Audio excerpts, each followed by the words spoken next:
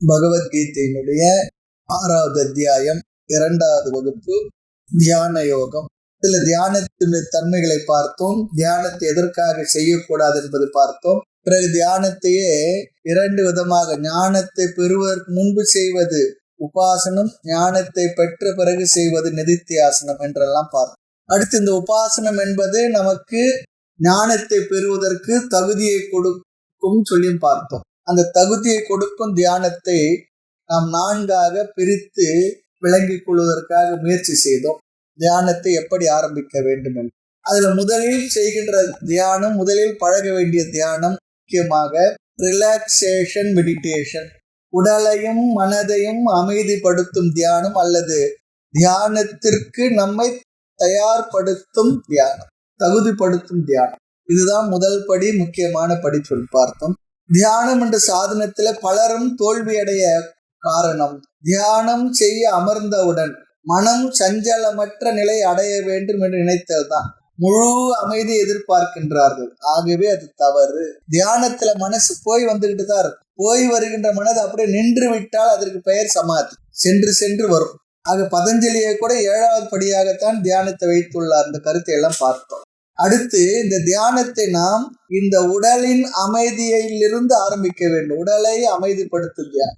உடலை அமைதியாக அமர்ந்திருக்க செய்வது முதல் படி. ஏனென்றால் தியானம் மனதினால் செய்யப்படுகின்ற ஒரு பயிற்சியாக இருந்தாலும் அதற்கு முக்கியமாக உடலும் மனதும் ஒத்துழைக்க வேண்டும். உடலை அமைதிப்படுத்தி பழக வேண்டும். ஆக அதற்காக குறிப்பிட்ட காலத்தில் குறிப்பிட்ட இடத்தில் அமர்ந்து தியானம் மேற்கொள்ள வேண்டும். அது நமக்கு அந்த இடம், அந்த நேரம் வந்தவுடனே நமக்கு தியானம் செய்வதற்குரிய ஒரு மனப்பக்குவமும், மனத்தில் ஒரு சூழ்நிலை வரும். அமைதியா உட்கார்ந்து பண்ணணும் அப்படி சொல்லி ஒரு எண்ணம் வரும். அந்த நேரம் வந்தாலும் தியானத்துக்கான மனநிலை வரும். ஆக நம்முடைய உடல், மனம், இந்திரியங்கள் எப்பொழுதும் செயல்பட்டே பழகி இருக்கின்ற காரணத்தினால் நாம் தியானத்தில் அமர்ந்தவுடன் அவைகளும் செயல்பட ஆரம்பித்து, உடல், மனம், இந்திரியங்களை செயல்பட்டு இருக்க நாம் இதுவரை பழக்கவே இல்லை. சில பேர் இந்த உடம்பை எப்பொழுது பார்த்தால் அசைத்து கொண்டே இருப்பார்கள். ஒருத்தர் சொன்னார், இப்போ இப்படி பார்த்தாலும் காலை ஆட்டிக்கிட்டே இருப்பார். ஏன் இப்படி காலை ஆட்டிக்கிட்டே இருக்குன்னு சொல்லி அவர் சொன்னார். வாழ் தான் ஆட்டக்கூடாது சொல்றாங்க, காலை ஆட்டக்கூடாது எங்க சொல்லியிருக்கு? அது போல. ஆக உடலை அமைதிப்படுத்தி பழகவில்லை என்னும் பொழுது மனதை எப்படி அமைதிப்படுத்த தியானம் செய்ய முடியும்? அன்னமய கோஷ சாந்தி முதல்ல வரணும். ஆக உடல் ஒரு 15 நிமிடம் அமைதியாக செயலற்று அமைதியாக அமர்ந்திருந்து பழகுதல் தான் முதல் படியான தியானம். உடலை நம்ம மனக்கண்முன் கொண்டு வந்து உடலுடைய ஒவ்வொரு உறுப்புகளையும் அது அமைதி பெற்று இருப்பதாக நினைப்பதன் மூலமாக, பாவிப்பதன் மூலமாக உடலை, மனதை நாம் அமைதிப்படுத்துகின்றோம். ஆக தியானத்துக்கு அமர்ந்தவுடன் மனதை நினைக்காமல் உடலை அமைதியாக அமர்ந்திருக்க பழகுவது. அப்சர்வேஷன் இஸ் ரிலாக்ஸேஷன் சொல்றாங்க. அப்படி மனதினால் பார்த்தாலே, அப்படி நினைப்பதன் மூலமாக உடல், நம்முடைய முழு உடலும் தலை முதல் கால் வரை இருக்கக்கூடிய உடலுடைய அனைத்து உறுப்புகளும் அமைதி பெற்று இருப்பதாக முதலில் அந்த உடலை அமைதிப்படுத்தும் தியானத்தை செய்ய வேண்டும். முதல்ல ஸ்தூல சரீரத்தில் அமைதி, உடலை அசையாமல் இருக்க வைக்க பழகுவது. இது ஒரு விதமான ஒரு அப்சர்வேஷன், அது ஒரு டெக்னிக் அப்படி கூட எடுத்துக்கொள்ளலாம் ரிலாக்ஸ் பண்றதுக்கு. பிற்பாடு பிராணனை அமைதிப்படுத்துதல், பிராணனுடைய செயல்பாட்டை கவனித்தல், பிராண சாமியம் என்று சொல்வார்கள். நம்முடைய சென்று வருகின்ற பிராணனை அமைதியாக கவனித்து அமர்ந்திருந்தாலே பிராணனும் கூட ஒரு சமநிலைக்கு வரும், அமைதிப்படும். பிராணனை நிறுத்துதல் என்பதில்லை இங்கு, பிராணனை அமைதிப்படுத்துதல், பிராண சாமியம். ரொம்ப எளிமையான பயிற்சி தான். நம்முடைய கவனத்தை பிராணனை கொஞ்சம் நேரம் கவனிச்சுக்கணும். உள்ளேயும் வெளியேயும் சென்று ஒரு பிராணனையே மனதில் அமைதியாக கவனித்து அமர்ந்திருந்தால் பிராணனிலும் ஒரு சமன்பாடு வரும். 3வது ஞானேந்திரியங்கள், கர்மேந்திரியங்களை அமைதிப்படுத்துதல். கண்கள், காதுகள் முதலிய ஞானேந்திரியங்கள், அறிவை கொடுக்கும் கருவிகளை அமைதிப்படுத்துதல். பிறகு கை, கால்கள், பேசுகின்ற நாக்கு, இவைகளை அதன் செயல்களிலிருந்து விலக்கி கர்மேந்திரியங்களை அமைதிப்படுத்துதல். இதெல்லாம் உடலை அமைதிப்படுத்தும் தியானத்தில் வரக்கூடிய அடுத்த படிகள். பொதுவா உறக்கத்தில் மட்டுமே அமைதியாக இருந்துள்ளது எது? இந்த இந்திரியங்கள், ஞானேந்திரிய கர்மேந்திரியங்கள் எல்லாம் உறக்கத்தில் தான் அமைதிப்படுத்தப்பட்டிருந்தது. பிராணனை தவிர மீதி விழிப்பு நிலையில் எப்பொழுதும் செயல்பட்டு கொண்டே இருந்து பழகியுள்ளது. ஆக இந்திரியங்கள் இந்த தியான நேரத்தில் உறங்கிவிடவும் கூடாது, செயல்படவும் கூடாது. அமைதியாக இருக்க பழக வேண்டும். இதெல்லாம் ரொம்ப முக்கியமான கருத்துக்கள். இதெல்லாம் இந்த முக்கியமான அடிப்படையான சில கருத்துக்களை தெரியாமல் தியானம் சொல்லி நம்ம உட்கார்ந்தோம்னா எதுவுமே நமக்கு கைவரப்பெறாது. இந்த அறிவோடு தியானத்தை கொஞ்சம் கொஞ்சமா பழகணும்னா நிச்சயமாக நமக்கு வெற்றி கிடைக்கும். தியானத்தை நிறைய பேர் தியானம் என்ற சாதனத்துல ஏதோ பாராயணம் பண்றது அல்லது ஜெபம் பண்றது நினைச்சுக்கிட்டுறாங்க, அல்லது அமர்ந்து எதையோ நினைச்சுக்கிட்டு இருக்குன்னு நினைச்சுக்கிறாங்க. அப்படியும் இல்லை, நினைக்கத்தான் போறோம். எதை நினைக்க போறோன்றது அப்புறமா பார்க்கணும். ஆக இந்திரியங்கள் உறங்கவும் கூடாது, செயல்படவும் கூடாது, அமைதியாக இருக்க பழக வேண்டும். முதலில் உடலை சௌகரியமாக இருக்க வைத்து பழகணும். உடல் எப்படி அமர்ந்தால் சௌகரியமாக இருக்குமோ அப்படி அமர்ந்து அந்த நேரத்தில் அசையாமல் இருக்க பழகுகின்ற பயிற்சி முக்கியமான பயிற்சி. உடலை அமைதிப்படுத்தும் தியானம். அடுத்தது பிராணனை அமைதிப்படுத்துவது. இப்பதான் பார்த்தோம். பிராணனை கவனிப்பு நிறுத்துதல் இல்லை, சென்று வரக்கூடிய பிராணனை கவனித்து கொண்டே இருந்தால், பிராணனோட நம்முடைய எண்ணம் சென்று வந்து கொண்டிருந்தால் கொஞ்ச நேரத்தில் பிராணனும் சமப்படும், ஒழுங்குப்படும், சீராக சென்று வரும். பிராணன் சீராக சென்று வந்தால் பிராணனுடைய அமைதி, மனதினுடைய அமைதி ரெண்டுமே ஒரு நூல் 2 பகுதி போல. மனம் அமைதி அடைந்தால் பிராணன் அமைதி அடையும். பிராணனை அமைதிப்படுத்தினால் மனமும் ஒழுங்குப்படும். அதனாலதான் நிறைய பேர் பிராணாயாமத்து மூலம் மனதை அடக்குவதற்கு நிறைய முயற்சி செய்வார்கள் யோகிகள். இங்க நம்ம அந்த அளவு பயிற்சியெல்லாம் நமக்கு இங்க சொல்லல, முடியாது. இன்னைக்கு பிராணாயாமத்தை சொல்லிக் கொடுக்கிற சம்பிரதாயமே இல்லாமல் போய்விட்டது என்று பலரும் சொல்லுகின்றார்கள். ஆனால் ஒரு சில பேர் இந்த நாடி சுத்தி அப்படி இப்படி சொல்லி ஏதோ சிலதை சொல்லி கொடுத்து கொண்டிருக்கின்றார்கள். அதனால ஒழுங்கா இருக்கிற மூச்சை நாம் ஏதோ பண்ணி கெடுத்துக்க வேண்டாம். அமைதியாக இருந்து பழகினாவே இந்த பிராணனும் நமக்கு வசப்பட்டு விடும். பிற்பாடு இந்திரியங்களை கூட கண்களில் எதுவும் பார்க்கவில்லை, மூடி இருக்கு. காதுகள் எதுவும் கேட்கல, நாக்கில் எதுவும் சுவைக்கல. சில பேர் நாக்கில் இருந்தால் சுவிங்கம் போட்டு உட்காந்து தியானம் பண்றது அப்படிலாம் இல்லை. அப்புறம் கை கால்கள் இது செயல்படல, அமைதியா இருந்து கொண்டிருக்கு. இதை நம்ம மனசுல ஃபீல் பண்ணணும். முடியுதுன்னா நம்ம இந்த பயிற்சியை கூட பார்ப்போம். அப்புறம் இந்திரியங்களை கவனித்தல், கர்மேந்திரியங்கள் செயல்படாமல் இருத்தல், இப்படியாக பழகி கொண்டே இருந்துன்னு சொல்லி சொன்னா ஆனா பிராணன் மட்டும் சீராக சென்று வந்து கொண்டு இருக்கும். அந்த பிராணனை அமைதிப்படுத்தி பிற்பாடு என்ன, அப்புறம் தான் நம்ம மனசுக்கு வரணும். இதுவரை உடல், ஞானேந்திரிய, கர்மேந்திரியம், பிராணனை ஒழுங்குபடுத்தணும். இதுவே ஒரு 3 மாசத்துக்கு எடுத்துக்கும். கொஞ்ச நாள் அமர்ந்து பழகணும், இந்திரியங்களை அமைதிப்படுத்தி பழகணும், பிராணனை சமப்படுத்தி பழகணும். உடல் அமைதி சொல்லி சொன்னா அது எப்படி இருக்கணும்னா அதுவும் சொல்லுகின்றாரு. இந்த குழந்தை ஊசி போடும்போது அப்படியே உடம்பு அப்படியே இறுக்கி வச்சுக்கோ, அப்படி உட்காந்துக்கும். அது போல ஏதோ சண்டைக்கு போருக்கு போறப்போ அப்படியே இறுக்கமா உட்கார்றது இல்லை, சாதாரண தளர்வா உட்கார்ந்து இருக்கணும். சொல்லுவாங்க தியானத்துக்கு எவ்வளவு எனர்ஜி கொடுக்கணும்னா, தியானம் செய்பவர்கள் தொட்டு இப்படி லேசா அசைச்சோம்னா விழுந்துற அளவுக்கு தான் உடலுக்கு எனர்ஜி கொடுத்து உட்கார்ந்து இருக்கணும். இதெல்லாம் நம்முடைய மனதுல தான் எனர்ஜி முழுக்க இருக்கணும். ரொம்ப முக்கியம். யோகாசனத்தில் ரொம்ப சிரமமான யோகாசனம் தெரியுங்களா? சாந்தி ஆசனம் தான். இதை படுத்து கிடக்கிறாருன்றது இல்லை. அந்த சாந்தி ஆசனத்துல எப்படி நினைக்கிறோமோ அதெல்லாம் தியான நேரத்துல விழிப்பு நிலையெல்லாம் பண்றது, அமர்ந்தே பழகுவது. உடலை, மனதை, உடலை, தலை, கை கால்கள், உடல் எல்லா பகுதிகளையும் நினைச்சு அவையெல்லாம் அமைதிப்பட்டு இருப்பதாக மனசுல நினைக்கிறது, அது பெரிய சாந்தி ஆசனம் தான். அந்த சாந்தி ஆசனம் அது சவாசனம் என்று இன்னொரு வார்த்தையும் சொல்லுவாங்க. கை கால்கள் எடுத்து அப்படி போட்டோம்னா அப்படியே ஒரு மரக்கட்டை எடுத்து போட்டா எப்படி விழுமோ அது போல அந்த உடம்பு அவ்வளவு ரிலாக்ஸா இருக்கு. அதனால்தான் சொல்லணும் 5 மணி நேரம் 1 மணி நேரம் உடல்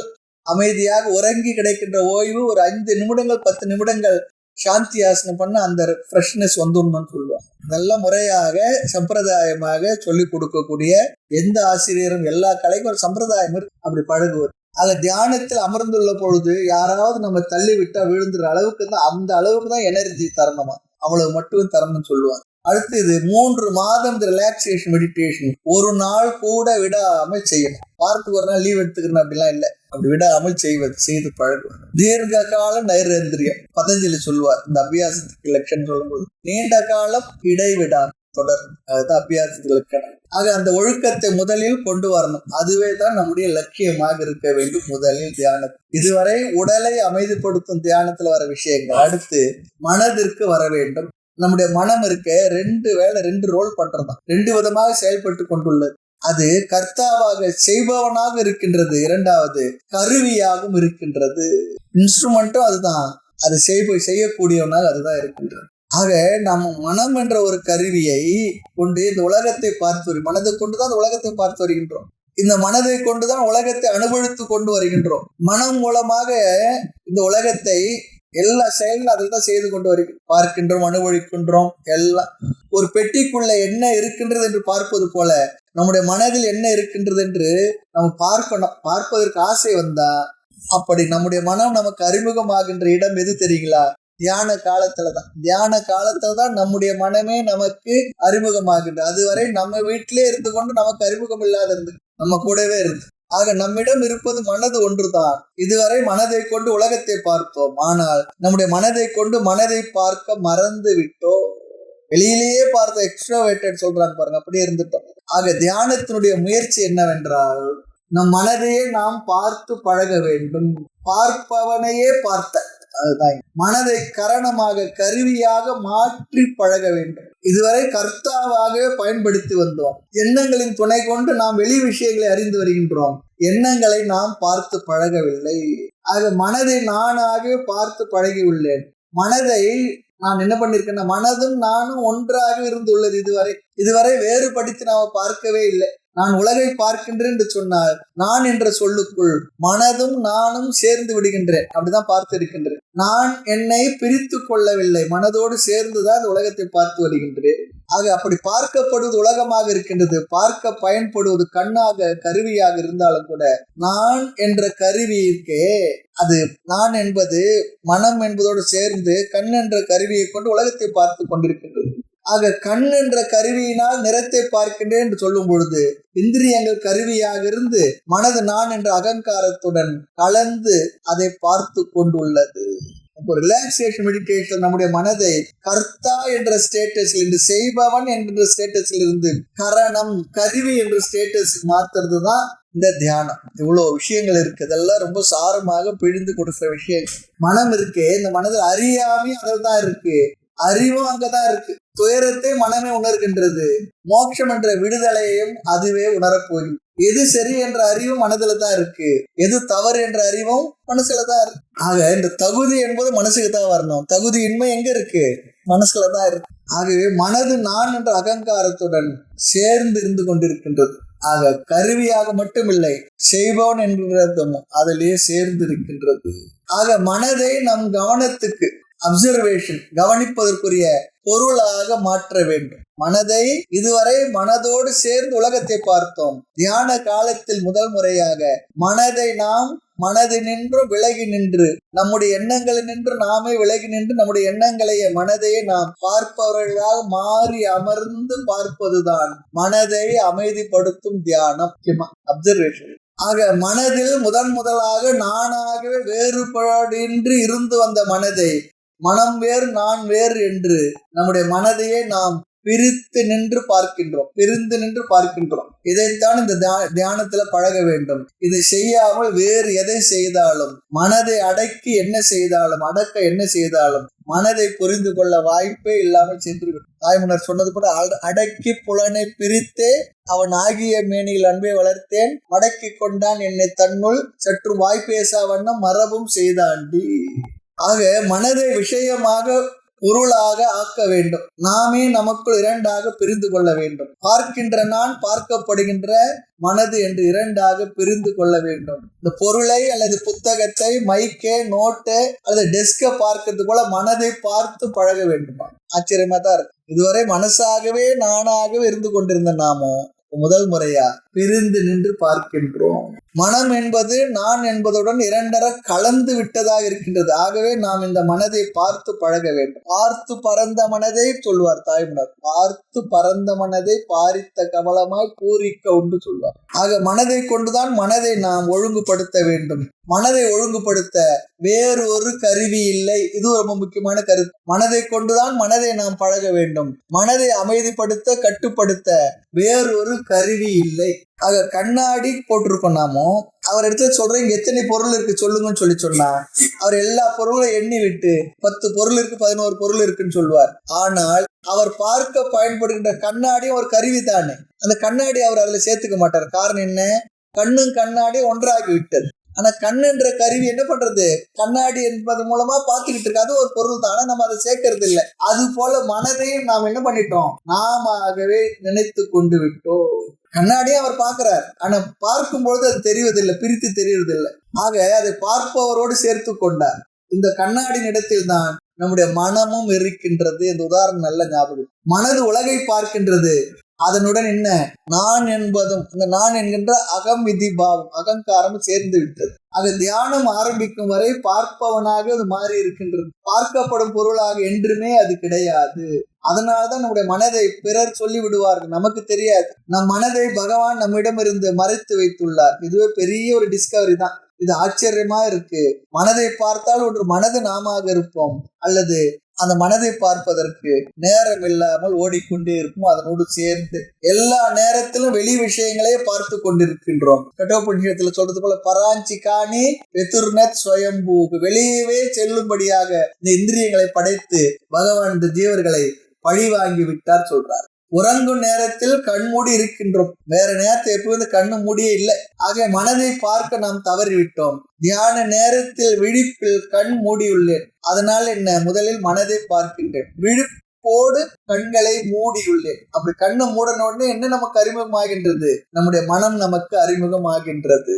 தியான காலத்தில் தான் நம் மனமே நமக்கு அறிமுகமாகின்றது. தியானம் செய்ய அமர்ந்து கண்களை மூடி உடலை அமைதிப்படுத்தி இந்த வாழ்க்கையில தியானத்தை ஒரு அங்கமாக மாற்றிக்கொள்ள வேண்டும். அதெல்லாம் முக்கியம். ஒரு 15 நிமிஷம் 10 நிமிஷமாவது கண்களை மூடி அமர்ந்திருந்து பழகணும். கண் மூடி ஒரு கணம் இருக்க என்றால் பழுத்த கர்மங்கள் போராடுது. நம்ம கண்ணை மூடி உட்கார்ந்தாதான் அது வரைக்கும் அமைதியா இருந்த மனசு போராட ஆரம்பிச்சிடும். இருந்தாலும் இருந்து பழகணும், பழகி பார்க்கணும். ஆக இப்படி இந்திரியங்களை அமைதிப்படுத்தி நம்முடைய மனதையே நாம் ஒரு பொருளாக பார்த்தல், உணர்தல், நான் வேறு எண்ணங்கள் வேறு என்று மனதில் ஓடுகின்ற எண்ணங்களை வேடிக்கை பார்த்தல் சொல்லி சொல்றார். ஆக பலமான எண்ணங்களின் மூலமாக நம்முடைய எண்ணங்களை அமைதிப்படுத்துதல் இது ஒரு முக்கியமான வேலை.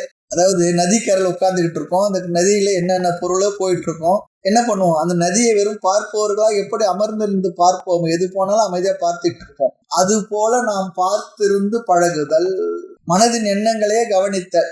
நமக்கு விரும்புகின்ற விரும்பாத எண்ணங்கள்லாம் வரும். விரும்புகின்ற எண்ணம் வந்ததுன்னா அது உற்சாகப்படுத்தோ, விரும்பாத எண்ணம் வந்தால் நீக்குவதற்கோ தியான நேரத்தை முயற்சி பண்ணக்கூடாது, அப்படியே விட்டுடணும். அந்த எண்ணங்களை மாற்றுவதற்கு சரி செய்வதற்கு பிறகுதான் முயற்சி பண்ண தவிர தியான காலத்திலே அனைத்து எண்ணங்களை அமைதியாக அமர்ந்திருந்து பார்த்து பழகணும். குருமகராஜ் ஒரு உதாரணம் சொல்லுவார். ராமகிருஷ்ண பரமஹம்சர் ஒரு ஆத்துக்காரில 2 பேரும் உட்கார்ந்து இருந்தாங்களாம். தூரத்துல பார்த்தா ஏதோ ஒன்று அடிச்சுக்கிட்டு வந்துட்டு இருந்தது கருப்பா. அது ஒரு கம்பளி நினைச்சு என்ன பண்ணிட்டாங்க, குளிர் பிரதேசம் இல்லையா, குளிர்காலத்தை பயன்படுன்னு சொல்லி ஒருத்தன் என்ன பண்ணா, அந்த குதிச்சு போய் அந்த கம்பளி எடுக்கிறதுக்காக போனான். கொஞ்ச நேரம் போன உடனே அவனு வரக்கூடியில முங்கிக்கிட்டு இருக்கான்.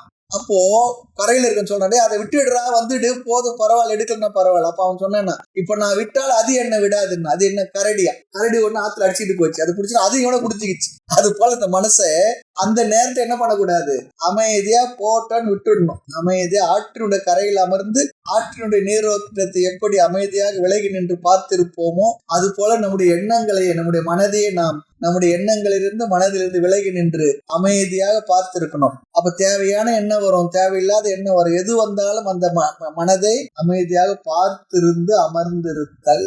அப்படி அமர்ந்திருந்தா அதோட சேர்ந்துடக்கூடாது. ஏன்னா கொஞ்ச நேரத்தில் அதோட சேர்ந்துடும், அடுத்த செகண்ட் சேர்ந்துடும். அப்புறம் சேர்ந்த பிற்பாடு ஐயோ அது கூட சேர்ந்துட்டுமான்னு சொல்லி போகணும். அது ஆரம்பத்துல அப்படிதான் இருக்கும். வெறும் பார்ப்பவர்களாக விலகி நின்று அமைதியா பார்த்திருத்தல். இப்ப இந்த தியான யோகத்துல இந்த 4 தியானங்களை சொன்னோம்னா இதை பயிற்சி பண்ணாவே எவ்வளவு நேரம் உட்கார்ந்துட்டு என்ன பண்ணன்னு தெரியாது. அழகா மெதுவா அப்படியே சேர்ந்து உட்கார்ந்து இதுதான் தியானம். அப்படி இல்லைன்னா உட்கார்ந்துட்டு 20 நிமிஷம் 25 நிமிஷம் 1 மணி நேரம் உட்கார்ந்து கூட ஏதோ நினைச்சுக்கிட்டு இருந்தேன்னு வச்சுங்களேன், அது தியானம் தான்.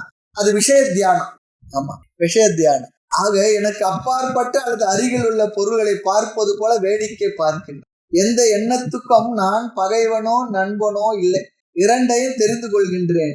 எண்ணங்கள் ஓட்டத்தை பார்க்கின்றேன். தவறான எண்ணங்கள் எப்படி மாற்ற வேண்டும், பிறகு பார்க்க வேண்டும். தியான நேரத்தில் அதை செய்யக்கூடாது. அனைத்து எண்ணங்களுக்கும் அனுமதி கொடுத்தல், அங்கீகாரம் இல்லை, அனுமதி கொடுத்தல், போறதெல்லாம் போட்டோம். இப்படி மனதை நாம் பிரித்து பார்த்து பழகுதல். நான் வேறு, என்னுடைய மனது வேறு என்று பிரிக்கின்றோம். அப்பொழுது நம்முடைய மனதினுடைய சொரூபம், தன்மை நமக்கு அறிமுகமாகின்றது. அப்பொழுது நம்மையே நாம் வெறுக்கும் அளவிற்கு அதிர்ச்சி தருகின்ற பல விஷயங்கள் நம்முடைய மனதில் இருப்பதை நாம் உணர முடியும். நான் இப்படிப்பட்டவனா, இவ்வளவு விஷயங்கள் என் மனசுல இருக்கா, இவ்வளவு அழுக்குகள் மனசுல இருக்கா, வேண்டாத இவ்வளவு விஷயங்கள் மனதுல இப்படி இருந்து கொண்டுள்ளதா நாம் பார்ப்பதெல்லாம் நமக்கு தெரிய வரும். அப்பொழுதுதான் நம்முடைய மனதுடைய பலம் பலகீனம் தெரிந்து போகின்றது. நம்முடைய செயலினால் பாதிக்கப்படுபவர்கள் தான் நம்முடைய மனதை பற்றி சொல்லுவார்கள். எனக்கு அருகில் என்னுடனே நானாக இருந்த மனதை நாம் அறியவில்லை என்பது ஒரு பெரிய ரகசியம். ரகசியம். என்னை ஜடம் என்றும் உன்னை சித்தென்றும் அன்று எவனோ பிரித்தான் சொல்வார் தாய்வளர் கூட. ஆக தியானத்தில் இதை இப்படி கண்டுபிடித்து நம்மிடமிருந்து நம்முடைய மனதை முதன் முறையாக பிரிக்கின்றோம். மனதை பார்க்கின்றோம். கண்ணிடமிருந்து கண்ணாடியை பிரிக்கின்றோம். கண்ணாடியின் துணையால் பார்ப்பது போல கண்ணாடி என்ன, பார்க்க பயன்படும் கருவி. அதன் துணையால் தான் அனைத்தையும் பார்க்கின்றோம். மனதை மனதிலிருந்து பிரித்து பார்க்கின்றோம். மனது பார்க்கப்படும் கருவி. நான் வேறு என்று நாம் புரிந்து கொள்கின்றோம். கண்ணாடியும் கண்ணால் பார்க்கப்படுகின்றது. கண்ணாடி மூலமாக அனைத்தையும் பார்க்கின்றோம். ஆக இந்த காரியத்தை நாம் ஆரம்பத்திலே செய்யணும். உடலை பிராணனை அமைதிப்படுத்துகின்றோம். இந்திரியங்களை அமைதிப்படுத்துகின்றோம். மனதை கவனிப்பது மூலமாக மனதை அமைதிப்படுத்துகின்றோம். ஒரு பலமான எண்ணத்தின் மூலமாக மற்ற எண்ணங்களை என்ன பண்றோம், அமைதிப்படுத்துகின்றோம்.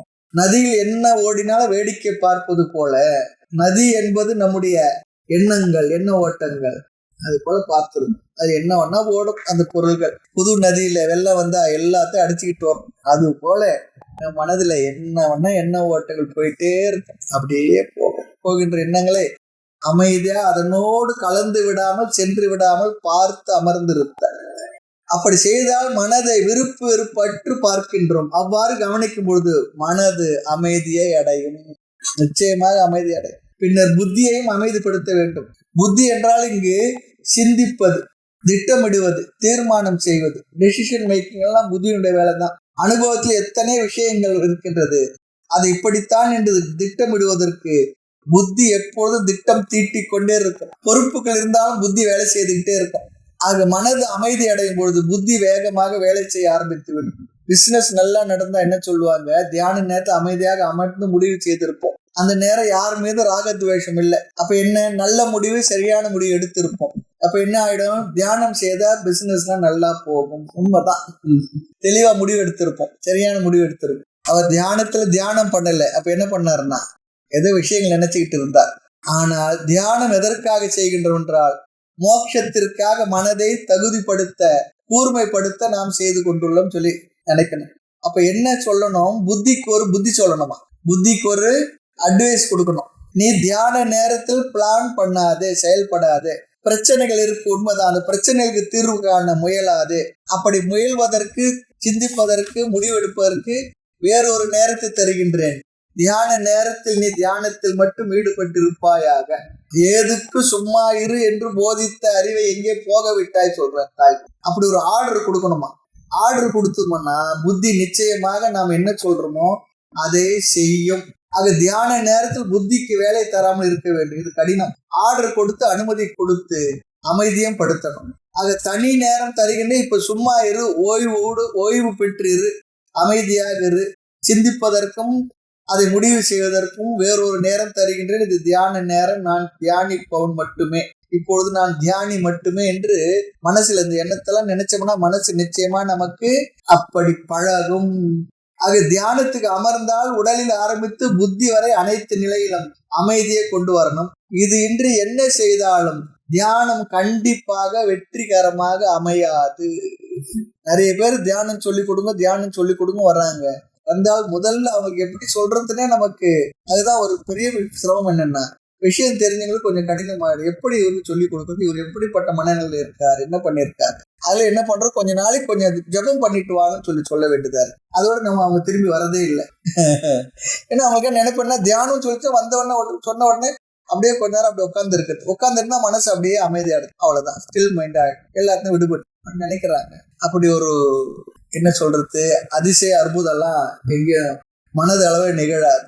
ஏன்னா அவர் மனசுல ஆயிரம் இல்ல, டன்னா கண்டெய்னரா விஷயங்கள் இருந்துகிட்டு இருக்கு. ஆக இது அமைதிப்படுத்தும் தியானம். தியானத்தில் ஈடுபடுத்தும் அனைத்து கருவிகளையும் அமைதிப்படுத்துகின்றோம். என்ன, உடலை, பிராணனை, ஞானேந்திரிய கர்மேந்திரியங்களை, மனதை, புத்தியை எல்லாம் அமைதிப்படுத்துகின்றோம். மனதை பிரித்து நம் மனதையே நாம் பார்த்து பழகுகின்றோம். நாமே மனமாக இருந்தால் மனதை கட்டுப்படுத்த முடியாது. ஆக இந்த தியானம் 1 வருடம் கூட ஆகலாம். அமைதியா செய்தோம். அடுத்த தியானத்துக்கு செல்வதற்கு முன்பாக இந்த படியை சரியாக பழக வேண்டும். தினம் 20 நிமிடம் இடைவிடாமல் பழகி வந்தால் 3 மாதத்தில் ரிலாக்ஸேஷன் நமக்கு கிடைச்சிடும். தியானத்துக்காக உட்கார்ந்த உடனே மனதனுடைய, உடலினுடைய அமைதி நமக்கு கிடைச்சிடும். அப்போதான் நம்ம அடுத்த தியானத்துக்கு போகணும். இதை பழகிதான் அடுத்த தியானத்துக்கு போகணும். அவசரம் என்ன இருக்கு? பழகாம பயிற்சி பண்ணாம இவ்வளவு காலம் போய்விட்டது, இதுல என்ன அவசரம் இருக்கு? பழகுவோமே. அப்படி செய்து நமக்கு இந்த ரிலாக்ஸேஷன் மெடிடேஷன் கை கூடி விட்டால் அடுத்த தியானத்துக்கு போறத உட்காந்து ஒரு நிமிஷத்துல இந்த தியானம் எல்லாம் கை கூடி வந்து விடும். அப்படி பழகணும். அடுத்து சித்தம் என்று ஒன்று உள்ளது. அதில் என்ன இருக்கு? நாம் பார்த்த கேட்ட சம்ஸ்காரங்கள் எல்லாம் மெமரி கார்டுல பதிஞ்சிருக்கு. அப்போ உடலும் மனதையும் அமைதிப்படுத்தி புத்தியும் அமைதிப்படுத்தும் பொழுது, புத்தி அமைதி அடையும் பொழுது இந்த சித்தத்தில் இருக்கிற சம்ஸ்காரங்கள் அப்படியே மேல வரும். அது வரும். இதெல்லாம் பிராக்டிக்கல் விஷயங்கள், பழகி பார்த்தா தெரியும். சித்தத்தினுடைய சம்ஸ்காரங்கள்லாம் அப்படியே மேல வரும். பழைய வாசனைகள், பழைய விஷயங்கள் தான், நம்ம எப்போ நினைக்காத விஷயங்கள்லாம் அப்படியே வந்து எட்டி பார்ப்போம். ஆச்சரியமா இருக்கும். இது எப்போ விஷயம் நான் நினைக்கவே இல்லையே, எப்படி எனக்கு இப்ப ஞாபகம் வரும்? தியானத்துல தான் ஞாபகம் வரும். ஆமா, வேற நேரத்துல வராது. அந்த நேரத்துல தான் வரும். நமக்கு ஆச்சரியமா இருக்கும். இதெல்லாம் எங்க உட்காந்துக்கிட்டு இருந்து ஏன் இப்ப வருது? ஏன் இப்ப நம்ம சொல்றோம் சில ஏன் இப்ப வர்றீங்க, இவ்வளவு நாள் எங்க இருந்தீங்க? இதெல்லாம் பிராக்டிக்கல், இதெல்லாம் நிதர்சனமான விஷயங்கள். அந்த சம்ஸ்காரங்கள் தியான காலத்தில் மேல எழுந்து வந்து இடையூறு செய்யும். அங்க அதற்கு ஒரு சங்கல்பம் பண்ணணும், ஆர்டர் போடணும். என்ன? நான் எந்த வாசனை, எந்த பழைய அனுபவங்களுக்குள்ளும் நான் இப்பொழுது செல்ல மாட்டேன், செல்லக்கூடாது என்று கட்டளை இடணும். ஒரு கமாண்ட் கொடுக்கணும். அந்த கட்டளை ஒர்க் ஆகும்னா ஒர்க் அவுட் ஆகும். அப்படி கொடுக்கணும். ஆக மனதை கொண்டு மனதினால் செய்யப்படுவது தியானம் சொல்லி பார்த்தோம். இது உடலையும் மனதையும் அமைதிப்படுத்தும் தியானத்துல எவ்வளவு விஷயங்கள் இருக்கிறது. அடுத்து இரண்டாவது, மனதை குவித்தல், ஒருமுகப்படுத்தும் தியானம், கான்சென்ட்ரேஷன் மெடிடேஷன். ஞாபகம். முதல்ல பாடி மைண்ட் ரிலாக்ஸேஷன் மெடிடேஷன், இல்ல ரிலாக்ஸேஷன் மெடிடேஷன் போட்டு பாடி மைண்ட் போட்டுக்கலாம். பிற்பாடு இங்கே கான்சென்ட்ரேஷன் மெடிடேஷன். உடனே இதை ஆரம்பிச்சிடக்கூடாது. ஆமா, ரிலாக்ஸேஷன் மெடிடேஷன் செய்த பிறகு இதை செய்யணும். ஆக உலகத்தில் இருக்கக்கூடிய 3/4 பேர் எல்லோருமே தியானம் என்பதில் பலர் மக்களை கவருவதற்காக ரிலாக்ஸேஷன் கொஞ்சம் செய்து சொல்லி கொடுத்து விட்டு இரண்டாவது தியானத்தை தான் அதிகமாக செய்கின்றார்கள், சொல்லிக் கொடுக்கின்றார். இது முழுமையாக மனதை குறித்தது. இதுவரை உடல், பிராணன், இந்திரியம் அதெல்லாம் பார்த்தோம். இது முழுமையாக மனதை குறித்த ஒரு விஷயம். இதுல உடல், பிராண, இந்திரியங்கள் வராது. எந்த ஒன்று எடுத்துக்கொண்டோமோ அதிலேயே மனதை நிலைநிறுத்தி இருக்க வைக்க செய்கின்ற முயற்சிக்கு பேர் தான் கான்சென்ட்ரேஷன் மெடிடேஷன்.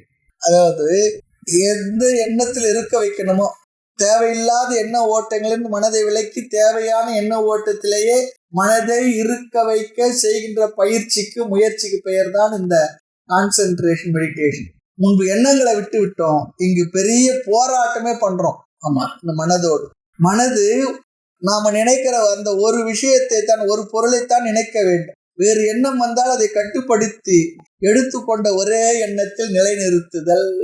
இதை எப்படி செய்ய வேண்டும் சொன்னா, மனசுக்கு நாம ஒரு வேலையை கொடுக்கணும். பிற்பாடு மனதில் அதை தவிர வேறு எந்த சிந்தனை வராமல் பாதுகாத்து பழகுதல். மனதுக்கு ஒன்றை கொடுத்து அதை மட்டும் சிந்திக்க வேண்டும் என்று சொல்வது. மனமானது என்ன பண்ணுமான்னா, அது தான் எதை செய்ய வேண்டும் அதையே செய்ய நினைக்குமா. ஆனா புத்தி என்ன பண்ண, அறிவு இதை செய் என்று சொல்லும். அந்த கமாண்ட் அது அக்செப்ட் பண்ணாது, செய்யாது.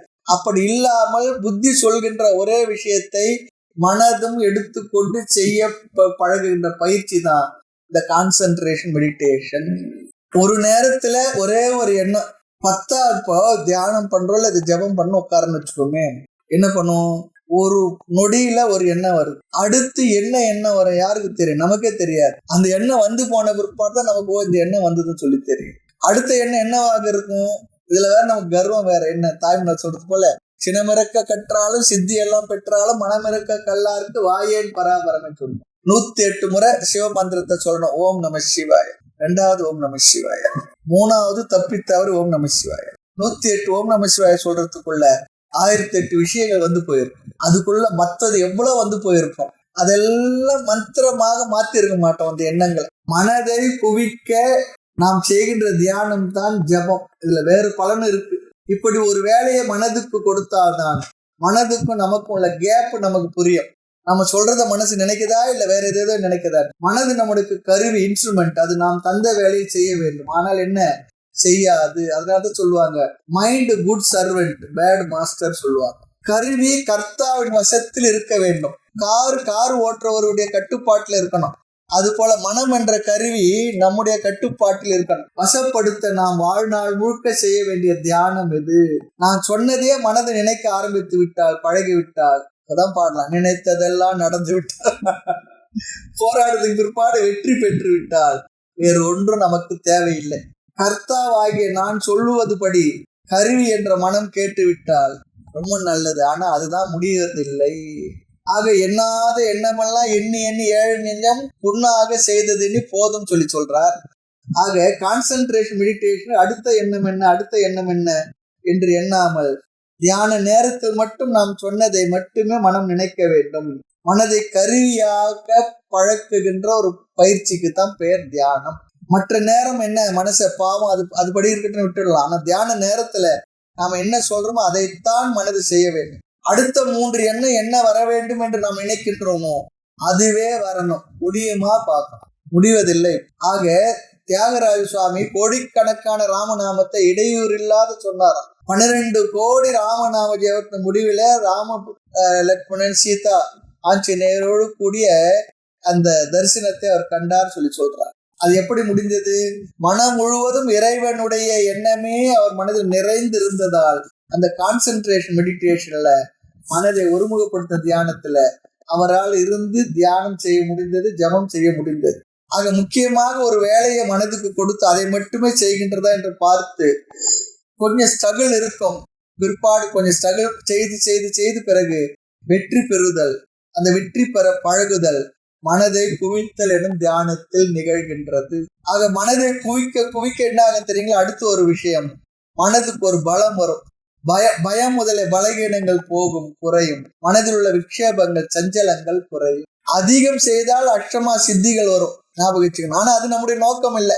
சரி, இது எப்படி பழகலாம், ஆரம்பிக்கலாம்?